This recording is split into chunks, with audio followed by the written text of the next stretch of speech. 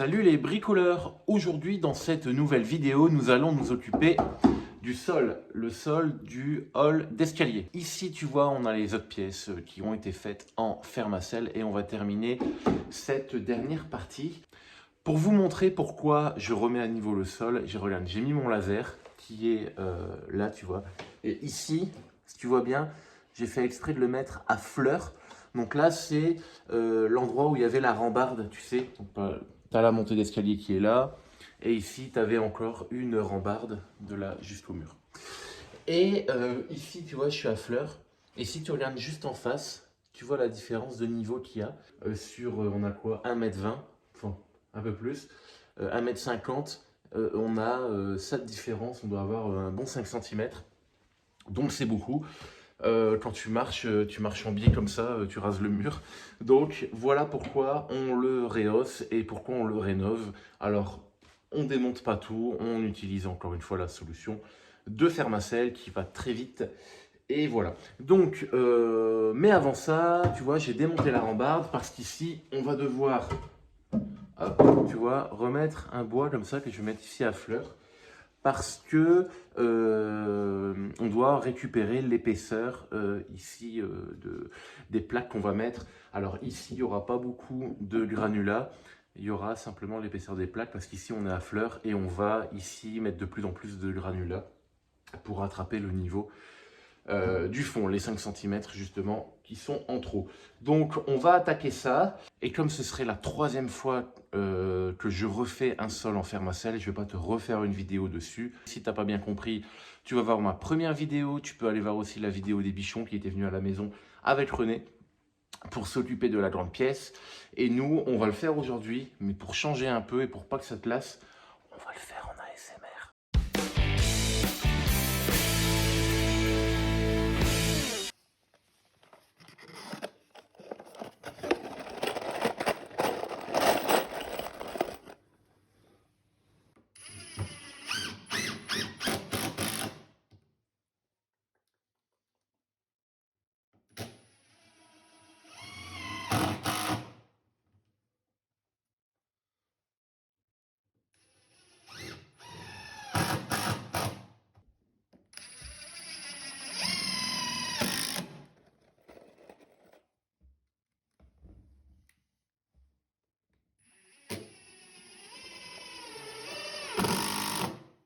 Maintenant que ça c'est fait, nous allons pouvoir poser notre premier niveau de granulat pour pouvoir tirer la chape sèche.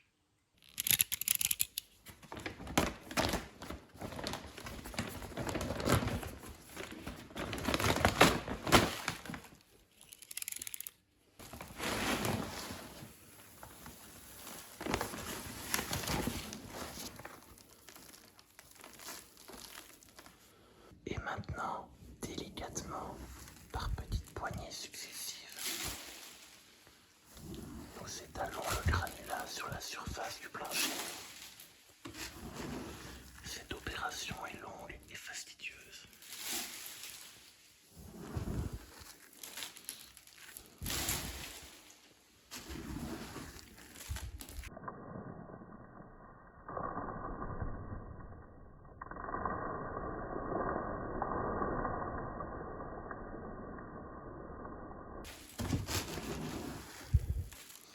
Il faut faire preuve de beaucoup de patience pour réaliser un travail dans les règles de l'art. Bon, ça va bien 5 minutes, on arrête les conneries. Si je veux avoir fini aujourd'hui, il faut que je tape dedans. C'est parti!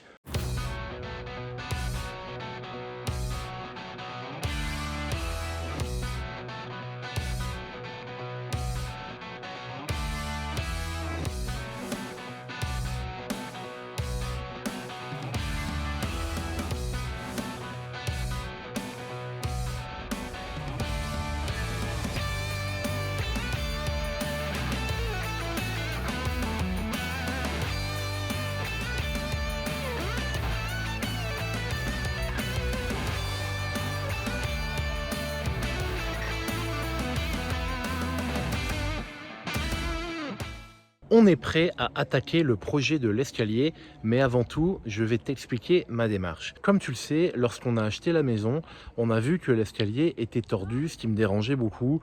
Et l'idée, c'était de pouvoir le redresser pour l'esthétique, mais aussi surtout pour le sécuriser. Et là, tu te demandes pourquoi j'ai un château derrière moi. Je vais t'expliquer. Nous, on adore visiter les châteaux et depuis qu'on habite dans cette région, on prend un plaisir fou à visiter de nouveaux châteaux tous les week-ends. Et en faisant les visites de ces châteaux ou de ces vieilles demeures, on s'est rendu compte d'une chose, c'est que dedans, les escaliers en bois, eh ben, ils sont jamais droits. Là, ici, c'est pas droit. Tu l'as compris, l'objectif maintenant, ce n'est plus de redresser l'escalier, mais bel et bien de le sécuriser. Et si on n'arrive pas à le redresser, eh ben c'est pas grave, parce que loin de moi l'idée d'avoir un château, on a une maison ancienne avec une histoire, et si le bois a bougé, eh ben c'est pas grave, on va le laisser dans son jus.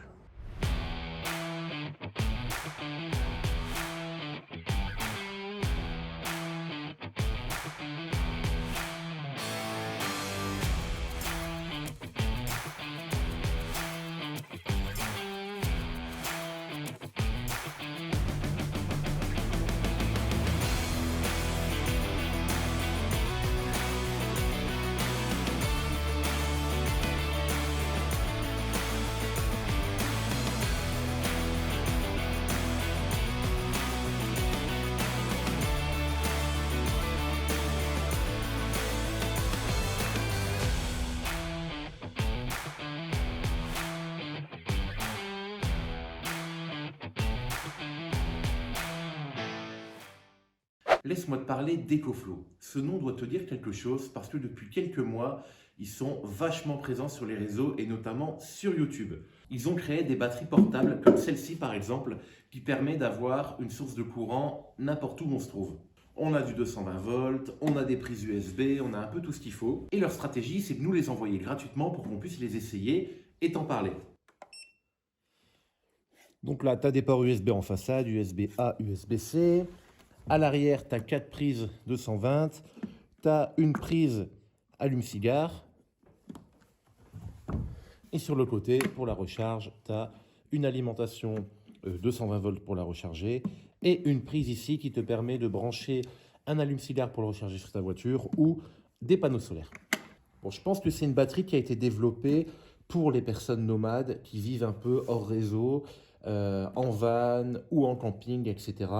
Malgré tout, des artisans pourraient en avoir l'utilité, je pense. L'idée, c'est de l'essayer et de voir ce qu'on peut en faire. C'est parti.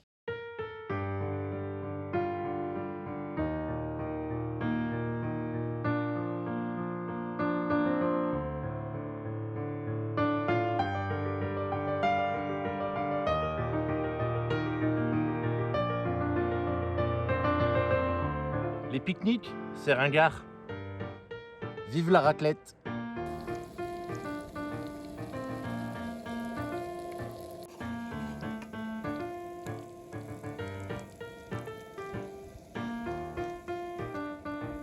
Ce que je trouve super bien, c'est ce petit écran, tu vois. Il te dit en fonction de ce que tu as branché dessus, combien de temps ça peut tenir. Donc là, par exemple, avec l'appareil à raclette qui tire à peu près 820 watts, ça peut tenir 1 heure. Et au moins, tu ne te fais pas prendre de cours. Tu sais exactement combien de temps tu peux l'utiliser.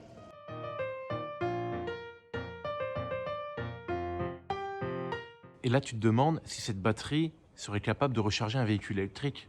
Ouais, je me suis posé la même question. Bah regarde justement ce qu'on a derrière nous. On va essayer ça.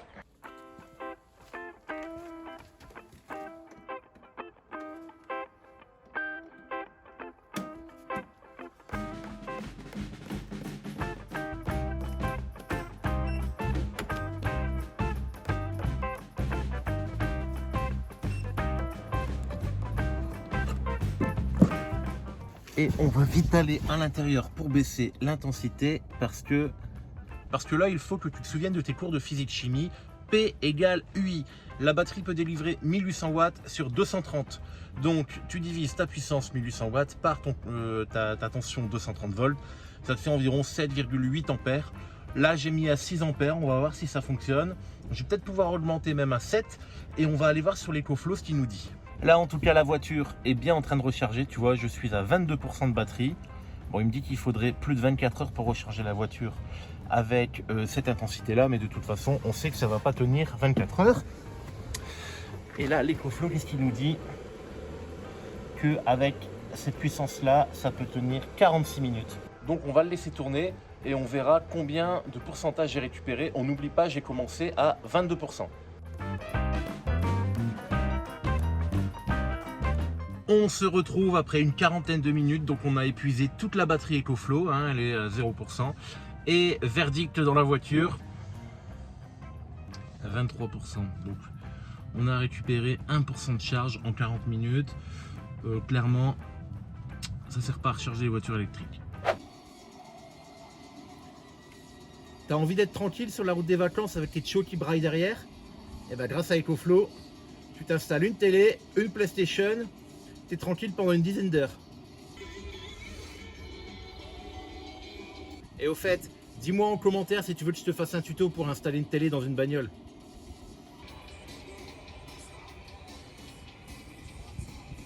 Quand j'étais artisan, c'était casse-dalle tous les midis parce qu'on ne pouvait pas se permettre d'aller au restaurant tout le temps. Et si on avait eu la possibilité d'avoir ce genre de système, c'est certain que je l'aurais installé dans notre véhicule pour pouvoir y mettre un micro-ondes et une machine à café.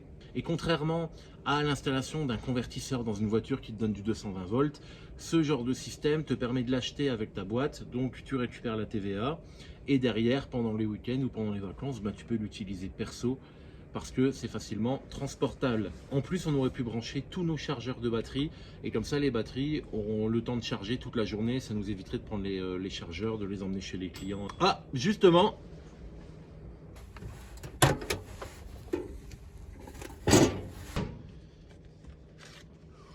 oula, c'est bien chaud. Miracoloso, al dente. Le bilan, moi je suis plutôt convaincu. Si j'avais encore été artisan, j'aurais vraiment aimé l'avoir, encore une fois pour faire une installation dans mon camion. Mis à part ça, pour un particulier, à part si tu es fan de camping, si tu as un van, etc., ça peut réellement être utile. Pour un chantier comme ici, en tant que particulier, si tu as besoin d'avoir du courant dans ta cave ou tu as besoin du courant dans ton grenier ou même dans le fond de ton jardin, tu as quand même plus vite fait de tirer une rallonge électrique avec une autonomie limitée plutôt que dépenser 1 500 € dans un petit appareil qui va te permettre d'avoir un peu de courant limité parce que malgré tout la batterie tu pourras pas l'utiliser pendant 5 heures avec un gros perfo, tu vois. Et je trouve aussi qu'elle est plutôt lourde. Alors tu as 2 belles poignées qui te permettent de bien la transporter, donc je dirais oui, mais tout dépend les situations. Perso, je suis content de l'avoir parce qu'encore une fois on me l'a offerte, donc je vais la garder forcément et je vais l'utiliser, mais c'est pas quelque chose que j'aurais réellement acheté pour un chantier comme ici. Sur ce, on retourne à notre escalier. Nous voici avec notre escalier tel qu'il est actuellement. L'idée, c'est d'ajouter 2 poteaux qui vont pouvoir venir soutenir l'escalier du haut qui s'est affaissé. On va les ouvrir et ajouter 2 grosses tiges filetées de 30 mm, ce qui va nous permettre d'avoir un réglage précis. Et en vissant, on va pouvoir redresser l'escalier du haut, mais encore une fois, sans forcer. L'idée est avant tout de le soutenir. Il va être soutenu avec ces 2 grosses tiges filetées et on va venir les habiller de bois pour les masquer parce que bien évidemment, ce ne sera pas très beau. Et tu l'as compris, pour faire ça, on va devoir venir se fixer sur ce poteau. Et pour démarrer, on va faire sauter cette petite biloute pour retrouver, la poutre d'origine, tu vois, bien plate, avec les 100 par 100, parce qu'ici, tu vois, c'est un peu arrondi, etc. On n'aura pas une bonne assise. Donc ça, on fait sauter. Pas d'inquiétude, on va le retravailler pour pouvoir l'intégrer dans la nouvelle poutre qui va venir. Ensuite, pour avoir une bonne assise, j'ai fait faire des plaques comme ça, tu vois, des plaques en acier. C'est des plaques en acier de 4 mm. Je les ai faites faire sur le site Jump Steel. Il y a un petit configurateur, ça te permet de faire ce genre de pièces comme ça. Alors moi j'en ai besoin de 4, tu vois. Donc si tu ne connais pas, tu peux aller jeter un coup d'œil, c'est rapide. C'est un peu cher, mais bon, de toute façon, il faut ce qu'il faut. Donc, cette platine va venir s'installer à cet endroit-là. Donc on va la fixer, c'est pour ça que j'ai fait 4 trous. Et il y a la grosse tige filetée en M30 qui est ici. Donc on rigole pas, c'est de la grosse qui va venir, tu vois, à l'intérieur. Et ensuite, on aura, ça aussi, tu vois, des gros écrous comme ça. Enfin, c'est des manchons, des gros manchons M30.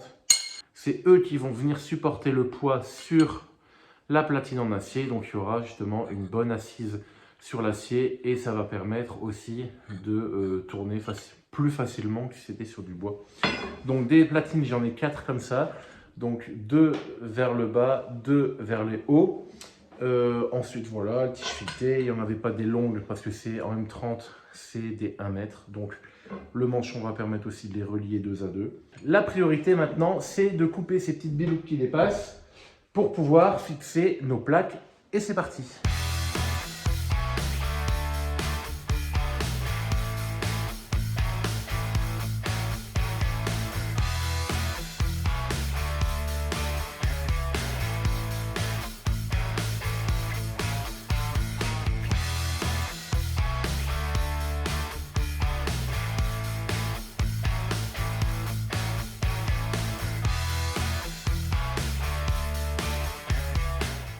Bon, j'ai sous-estimé 3 choses. Premièrement, la dureté du chêne. Pas du chêne de maintenant, c'est du vrai beau chêne bien dur qui galère. Donc, ce forêt, pour le chêne, c'est de la merde. Pour faire ce que j'ai fait là, j'ai mis une demi-heure, c'est galère. Donc, j'ai racheté un autre forêt. Celui-là et celui-là, il ramone. Franchement, il va trop bien. Mais, il y a toujours un mais, la visseuse, elle galère, elle chauffe et tout, elle se met en pause. Donc bon, c'est une petite visseuse, je savais. Mais pour ce genre de choses, je pense que pour ce genre de forêt, il faut une bonne grosse visseuse 36 volts ou de bonne marque pro. Ou bien visseuse, perceuse filaire. Donc moi, j'en ai pas, donc on va y aller tranquille avec ça. Mais en tout cas, ce forêt-là, c'est un truc de fou. La différence, c'est incroyable. Donc, je fais mon trou et je te reprends.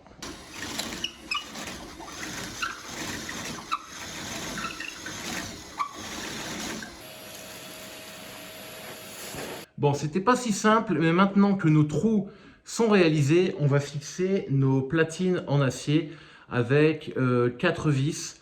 Alors, j'ai pris du M6 par 30 de mémoire ou par 50, je sais plus. On va fixer les platines, donc les 2 platines du bas, et je vais te montrer pour en haut, c'est des platines que j'ai soudées directement, comme je t'avais expliqué, avec le gros manchon. On va les mettre en place et ensuite, on sera prêt pour vérifier les réglages.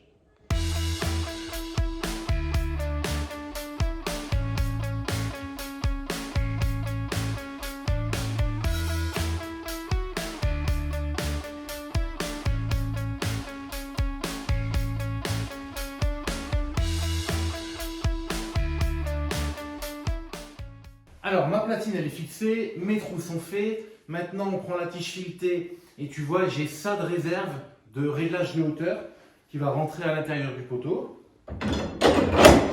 Voilà. Avec l'écrou ici qui va me permettre, en le vissant ou en le dévissant, de régler la hauteur. Et j'ai celui-là qui va venir ici à l'intérieur. Bon, je ne te montre pas en détail les soudures, j'en ai honte. Je l'ai fait avec un poste à souder au boulot, un vieux bazar. Et bon, ça tient, mais c'est pas très beau. Là, tu vois, avec le manchon qui est là, il faut réunir les deux. C'est un peu compliqué parce que même si j'ai essayé de m'aligner au laser, l'escalier ayant bougé, il n'est plus vraiment dans l'axe. Je vais jouer un peu avec pour essayer de le visser. Bon, là, je le mets provisoirement histoire qu'il tienne. Ensuite, je passe au deuxième et on pourra régler. Essayer de tenter de régler la hauteur. Donc tu l'as compris, on va mettre une grosse clé à molette pour régler lui, et ça va nous permettre de régler un peu l'assiette de l'escalier. Mais le réglage de hauteur, on le fera dans la prochaine vidéo parce que là il est samedi après-midi, j'ai pas encore terminé et en plus je dois préparer le montage pour demain matin. Donc je pense que je vais passer une belle nuit blanche. Allez, à demain matin.